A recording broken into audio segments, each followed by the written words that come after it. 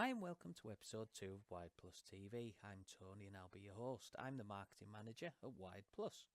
In every episode we'll be exposing marketing secrets and insider knowledge, as well as business advice and lessons that we've learned through the creation of Wide Plus. Wide Plus TV is your chance to take a little bit of time out of your day and to join me in discussion about the marketing world.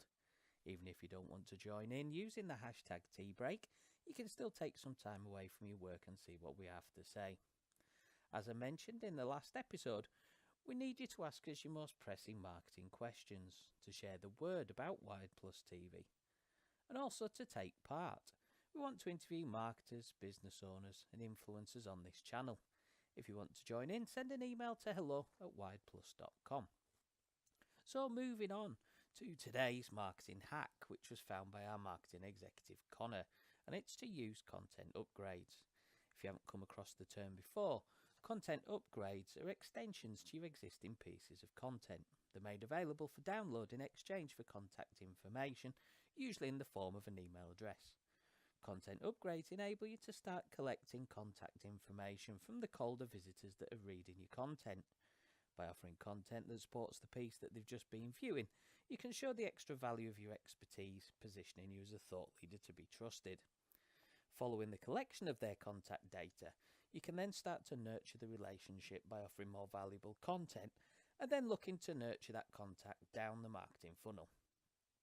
The different types of content upgrade are as limitless as the content that you're creating, but they usually include bonus strategies that support blog posts, video recordings, checklists, online resources and tools, and downloadable guides and ebooks. So now moving on to the marketing strategy section, where we'll be talking about building a successful marketing list, and in particular for email marketing. Now, building your marketing list is the first challenge for marketers. The email marketing list is the list of contacts that your emails are distributed to with each send. Marketing lists need to be built well from the beginning if they're going to result in long-term success. The information collected when a contact is added to a list needs to be accurate, and it also needs to confirm the intent of the user to sign up to the email list. So here are a few considerations when building those lists. First of all, this should sound like common sense. Sending your emails to people who want to hear about what you have to say significantly improves the chances that your campaign will be successful. For a number of marketers, though, this message is lost. They buy contact lists from third parties and expect to get brilliant results, and it just doesn't work like that. Email marketing success can be defined differently for every company that chooses to use the marketing channel. However, good quality contact data is important for all of them.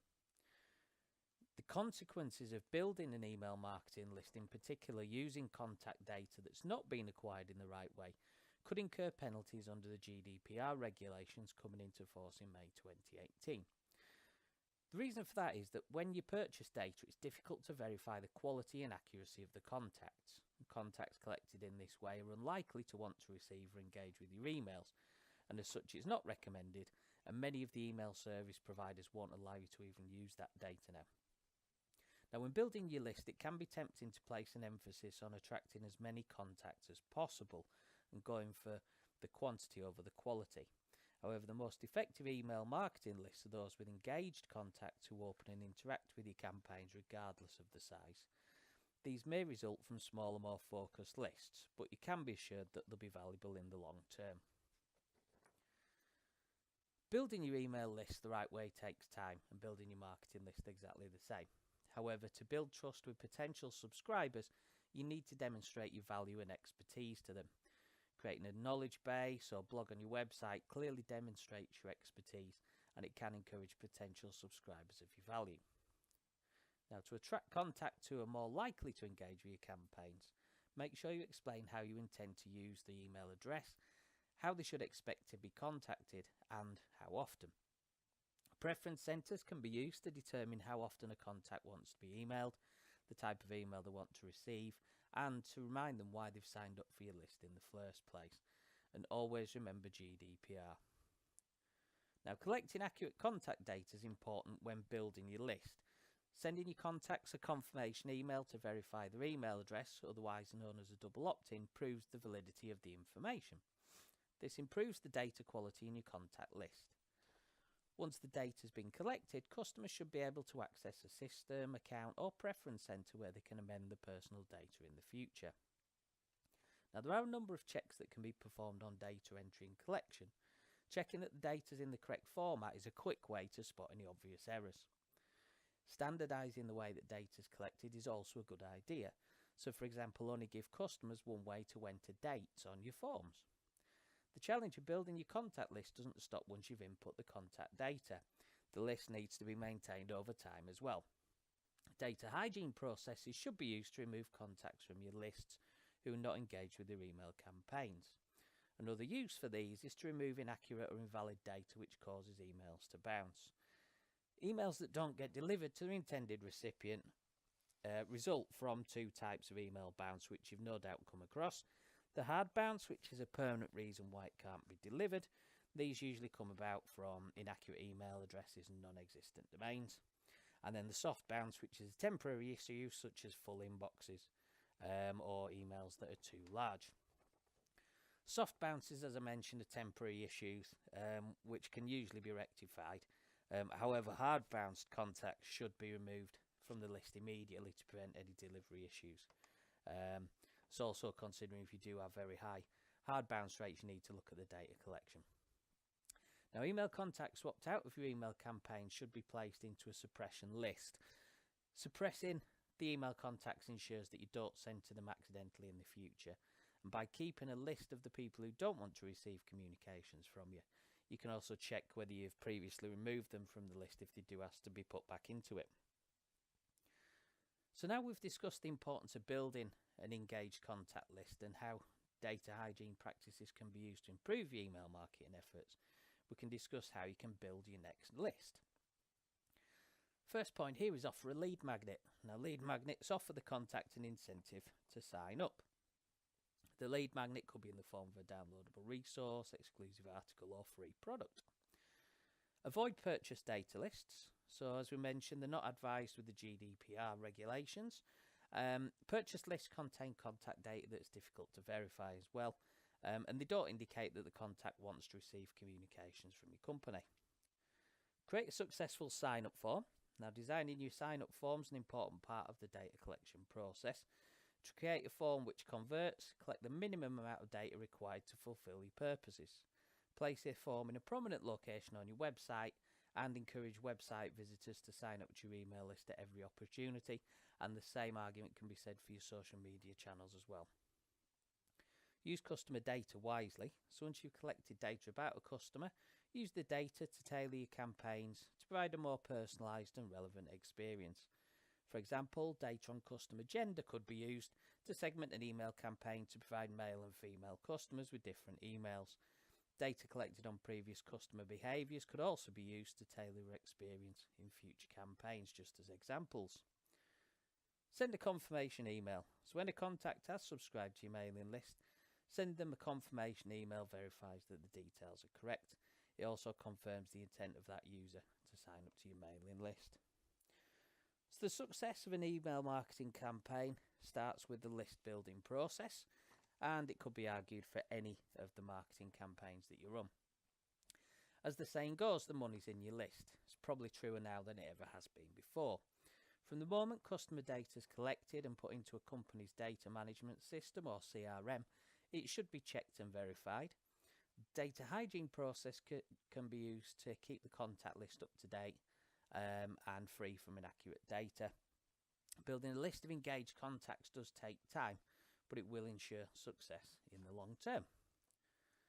So finally, moving on to what we learned on our way to launching Wide Plus.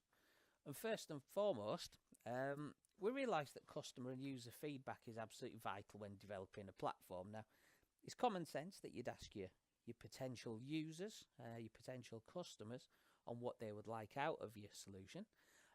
But in this, we also included employee feedback as well, because we realised the employees are going to be using the platform as well as the customers and the end user. So we needed to make sure that the platform had the features that also enable them to do their jobs as well. Because if it enables employees to do the jobs, it also enables the customers and end users as well. We then found out that standing out for the competition can be much more difficult than you think, especially in a busy marketplace. Off the back of this, we've actually created a Wired Plus journey, which is a series of blog posts as we go through the ongoing development of the platform. And it's documenting our journey through to disrupt the marketing software industry and the marketing CRM industry. The link's on screen, so feel free to go across to that blog, read what we've created so far, where we've been, what we've learned so far, and also sign up for the newsletter, and then you won't miss a copy of that. There's going to be lots of information. It's not just about our journey, it's actually lessons that we're learning as we go through and solutions to problems that we're coming up with too. So although we'll be sharing that on Wired Plus TV, we'll also creating a separate series just on the Wired Plus journey for you to share there. We then realised that to stand out from the competition, not only do we have to make noise and get our unique value proposition out there in front of people, but we also need to upskill our employees as well. So although they've got the skills to do the roles right now, with the ongoing development of the brand and the product itself, we really realised that it could quite quickly happen that employees' skills fall behind what we need them to do to be ahead of the game rather than just on the curve.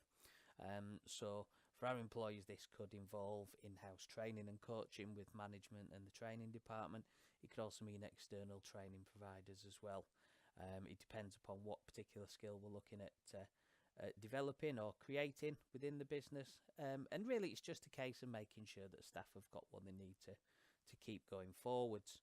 Obviously, from the back of that, it means that our employees are motivated, they're focused on what needs to be done.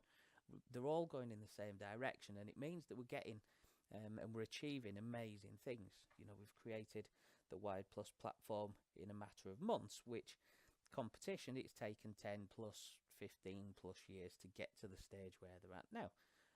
So although our user base is going to be slightly less over that time, it's something that we can now build upon because we've got the product there in place. The development's been much quicker, and obviously as we're employing and upskilling those staff as well, it does mean they can get a lot more done in a lot less time. So we are offering a free trial of the Wired Plus platform to our Wired Plus TV viewers. It's just an opportunity to try the platform for free, to see the benefits of using an all-in-one platform with the powerful CRM functionality in there as well. It helps you make better marketing decisions. It also helps you align your sales and marketing teams as well, having the data in one place, yet with all the tools that you need to get your jobs done. So what you need to do is either follow the bit.ly link on screen or click on the link on screen. That'll take you straight through. We're not asking for any credit card details or any payment up front, so please feel free to set up a free trial and give it a go and let us know what your thoughts are. So that's it for today's show. In the next episode, we'll be talking about the key metrics that you should be measuring for success. We'll be covering a great Facebook marketing hack, as well as an update on where we're up to with the development of the Wired Plus platform and the Wired Plus journey as it is. So thanks for joining me today. I hope you can join me on the next episode. Until then, have a successful week and happy marketing. Bye for now.